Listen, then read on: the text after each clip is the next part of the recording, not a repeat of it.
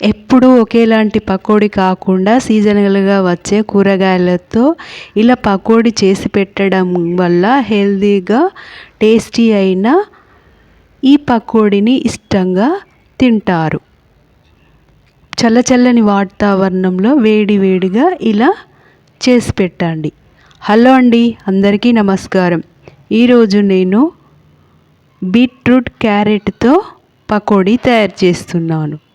ఇప్పుడు సీజనల్గా వస్తాయి, అందుకనే నేను బీట్రూట్ క్యారెట్ తీసుకొని ఇలా నీళ్ళతో శుభ్రంగా కడిగి సన్నగా తురిమి పక్కకు పెట్టుకున్నాను.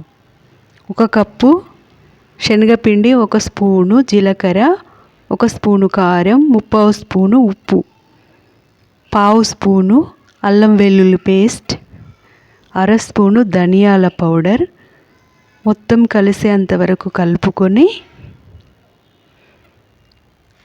1 కప్పు బీట్రూట్,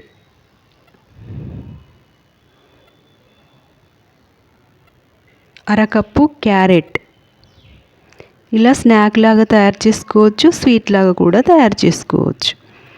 1 ఉల్లిగడ్డను ముక్కలు కట్ చేసి వేసాను. కొత్తిమీర, పుదీనా, కరివేపాకు, ఉల్లికాడలు సన్నగా కట్ చేసి నీళ్ళతో కడిగి ఇందులో వేసాను. ఇవన్నీ దగ్గరికి వచ్చేంత వరకు మొత్తం కలిపి పక్కకు పెట్టుకోవాలి. స్టవ్ వెలిగించుకొని కడాయి పెట్టుకొని ఆయిల్ వేసి అందులో ఇలా చిన్నగా వేసుకోవాలి. మిడిల్ ఫ్లేమ్లో చక్కగా కుక్ చేసుకోండి.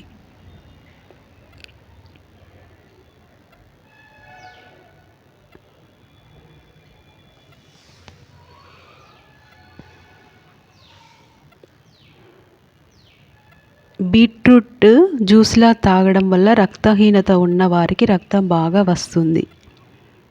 క్యారెట్ వల్ల కంటి చూపు మెరుగుపడుతుంది.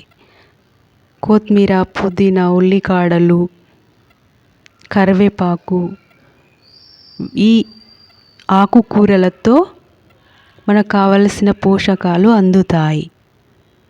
ఇలా హెల్తీగా పకోడీ చేసి పెట్టండి. రైస్తో తినవచ్చు, ఇలా ఈవినింగ్ స్నాక్ లాగా కూడా తినవచ్చు. పిల్లలకు చక్కగా లంచ్ బాక్స్లో కూడా పెట్టవచ్చు. చూడండి ఎంత బాగా వచ్చాయో. Healthy recipe.